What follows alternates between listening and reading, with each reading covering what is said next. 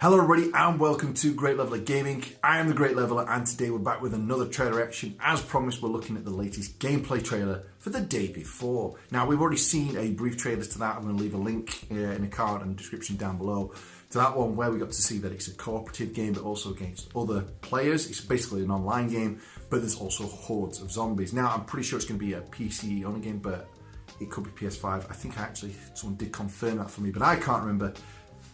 It doesn't matter either way. I'm really excited to see some more. Now this is a longer trailer. This is a 30-minute odd trailer, but we're hopefully going to see some new exciting things that you can do in this game. So with that being said, let's crack on. And I'm Oliver Frost. Hello, Mr. Frost. This is probably my last radio broadcast. Weather looks awful there, but that's a nice looking cup of coffee. The thing I would say is there was too much noise in the world. Before, it seemed like we were just sleeping in a continuous stream of information and news. Yes, we are. Buying junk that we didn't even need. Like PlayStation 5, I'm still In the going to buy old it. world, I always dreamed of becoming a radio host. But I didn't have the courage to stay true to myself and not live the way others expected me to. Okay, this is all fascinating. We could create better versions of ourselves, make breakthroughs, and change the world. If we had realized it then, we could have changed many things for the better. Well, a lot of this useless junk he's thinking that we're buying are things for the better as far as communication and I mean we won't be getting through this COVID pandemic, oh dear, doesn't sound good for him, without the technology that we've created and all the things we've bought, so you know. Take me back to the time that is over. Take me back to my happy place. I don't know if you've ever seen the film Serenity. Gives me a vibe of Serenity, the film, with all the Reavers banging in on the door. Sound like a clicker, not a zombie. Alright. Well, that was a very kind of intro, but it's just trying to, well, I'm always trying to set the mood, I guess. Oh, wow. Okay, so you're not just in the city. Obviously, the last game we were very much city-bound. And I presumed it's going to become like The Division, where you're just within the bounds of a city. I was not anticipating this. Holy damn, look at that as you struggle through the mud, actually sinking into it. That is showing off, and I am all for it. Show off away. I'm wondering if there's going to be different vehicles, and depending on the terrain, depends on which vehicle you're best for. So you might have sportier cars for when you're in the city. I've only ever seen these kind of 4x4s, but that'd be an interesting take, you know, trying to outrun pursuers in a nice sports car, and then you get out into the countryside and then you get bogged down after abandoning your vehicle. That could lead to some interesting moments. So far, loving what they're showing us. Again, wasn't anticipating. Oh dear, we've had a bit of World War Z happening here. Yeah, I wasn't anticipating, like, not just out of the city, but it looks like far out of the city to be in such a wooded area. I wonder if there's going to be maybe vehicles can break down. Obviously, we can see in the bottom right corner there's a fuel gauge. Depending on which side I put my face cam, you should hopefully be able to see anyway that there's a fuel gauge. And but I wonder if there's like vehicle maintenance, or if you can actually get stuck in the mud if you don't maintain your tyres. That sounds tedious, but if it is a survival type game, like 7 Days to Die stuff, where, you know, you've got to maintain things, you can't just build something and that's it forever. But that fuel is going worryingly quick. Not many miles to gallon on that car. Oh, it's got floating wavy hand. I can't think of the phrase from Family Guy. You know the one though. Ooh, see what I'm talking about? Vehicle breaking down and stuff. Does that mean there's other survivors here, or have they been ambushed? And I'm glad we haven't got any of the old, although it might come in yet, the players communicating with one another. Oh shit! It's a little bit overkill. I'm sure you could have just... I guess not. Yeah. Well, at least it doesn't look like it's going to be stingy on ammo. Oh dear. You're not doing very well, mate. At least his aim's as good as mine.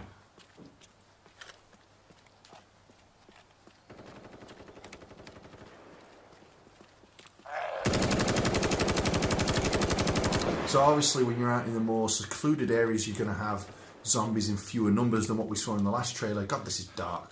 But obviously the more closer you get to cities areas and populated areas, obviously the numbers are going to increase. Lola Cola. Yeah, not much teamwork going off. They're literally just letting one another deal with it and hope for the best. See, this is what always gets me though with these zombie apocalypse things. If the zombies are that easy to put down, then how the hell did they take over so much? I know the military probably doesn't want to just open fire on people at random, but like when you watch Resident Evil 2, the remakes in particular, the zombies are difficult to put down. You can shoot them in the head 4 or 5 times and they'll still keep coming. That, okay, I can understand why they would overwhelm, big forces. If you can only kill them with headshots in particular, but that just looks like the normal people, like in The Last of Us. It seems puzzling to me how they managed to overthrow so easily, especially in America, where pretty much everyone and the baby's got a gun. But I'm not going to argue. Zombie apocalypse looks fun. Not in real life, obviously. Okay. So is this noise going to attract other players, or... See, one thing I'm curious about though with this game, which could be concerned, is again, I mentioned in my last trailer reaction to this as well. I finally bought DayZ because I loved the concept of it, and I heard that it was so-so on console, and I barely played it because there's nothing to really do. There's no objective. There's nothing, for me to keep wanting to play it. Games like 7 Days to Die, you build forts and there's a horde coming. You got to prepare for that and keep yourself fed. This game looks really pretty. We're seeing them scavenging, but are you just scavenging for weapons? Obviously, there is a little bit to do with your health. We can see in one of the corners this, temperature and thirst, I'm guessing. But, you do have to repair cars. I call it. Hey. But yeah, if there's no real reason to keep playing, if it's just shooting zombies, then you might as well play World War Z game. But, I really want to I want there to be a reason to keep playing. Am I building a fort? Am I searching for a cure? Have I got basically an objective that I am working towards? You're really not going to pick up any more fuel while you're at a gas station? No? Okay. I don't know why I'm talk American now. Petrol station. Gas stations. Petrol station. That's a bit suspect, but okay. Yeah, so if there's no real objective, it's literally just survive with your friends, then... And obviously if there's no building, no crafting, then what is the purpose in continuing to play? What is my end goal? Is there a story involved? That's one thing I'm not seeing much of. I love the visuals, I love the gameplay so far, but I'm, again, concerned that once I've played it for a couple of days, will I come back to it? We'll see. I normally talk about this at the end of the trailer reaction, but so far there's not really much happening for me to comment on, so I'm going to talk about my opinions as it's happening. And it's a nice quiet one for me to do that. I like how you can scout ahead though, that's cool. But again, are all these things just, you pick them up, or do you get to build them? Do you get to upgrade them? Is there any purpose to the scavenging other than fixing vehicles and guns? And I'll stop talking about it now. We'll see what it has to offer. Where's his mate gone anyway? I looked, is that him in the red? Yeah, it is him in the red.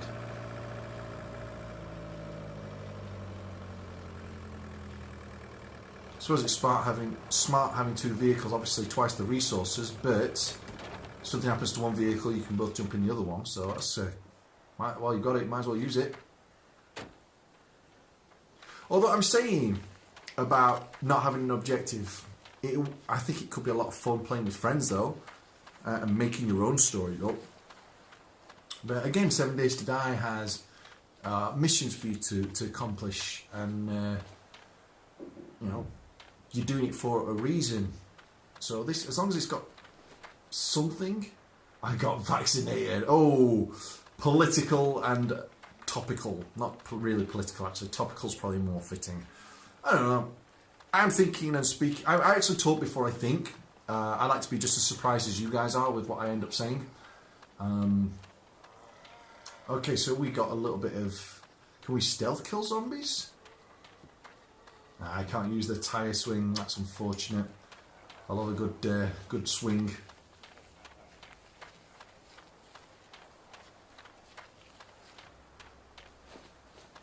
See, so what is the objective here? Why are they out of the vehicles? Are they literally just scavenging?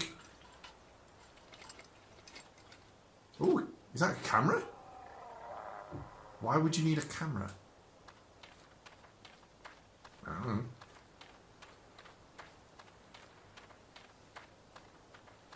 See, again, going back to what's the goal of the game, even if there's not much in the way of crafting, it would... Are they all mannequins? That is creepy as hell. Oh shit, they're in Will Smith's house.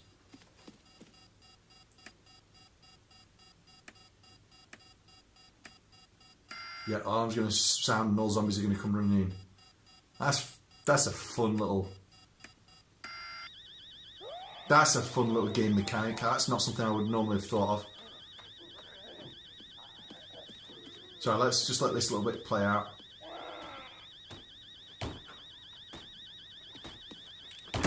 God, his aim is shocking. I really don't feel bad about my aim anymore.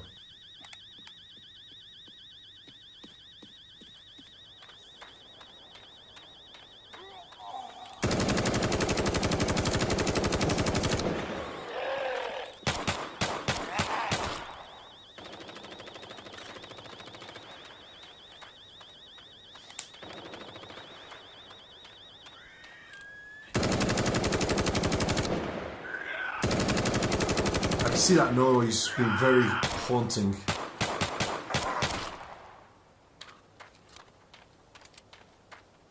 Cool.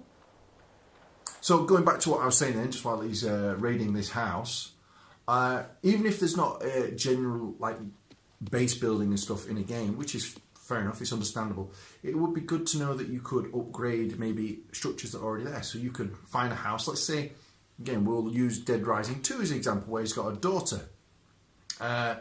It'd be handy if we got to keep them safe, so we have to provide for them. That's why we're going out scavenging. And you can fortify your house. You can board up the windows, and the more you play, you can board it up from wood planks to metal sheets and stuff like that.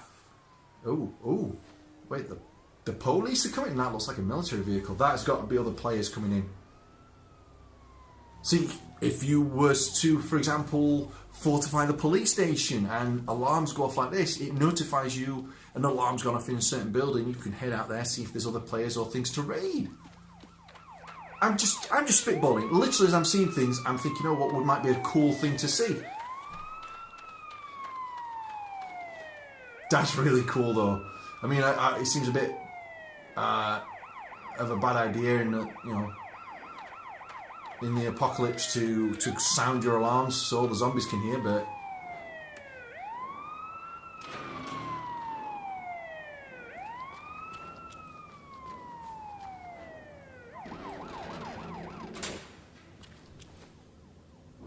told you this was going to be a long trailer reaction. I don't think we've got much longer left in it. No, we're pretty much at the end now.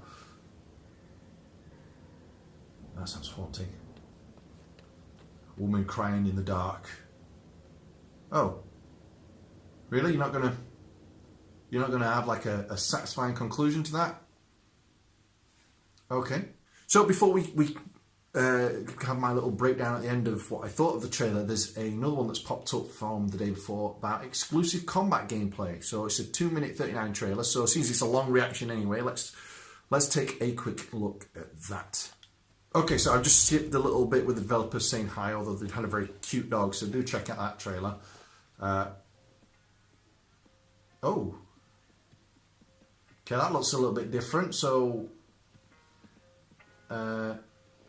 rolling up like his bedroll. So I guess that's going to be like a respawn point. Oh, wow. I love all the knockoff franchises, Red X, that's Yeah, that's fun. And we're back in the city, unlike the last one that we've just been watching. Yeeper Eats? Oh, like Uber? Yeah, okay.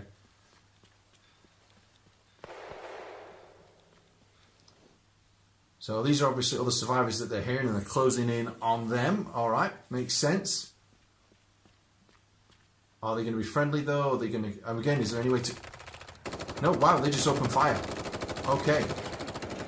So in this this trailer, our characters are the buttholes who just open fire on other players without, you know, saying, do you want to trade or anything? Just straight into murder.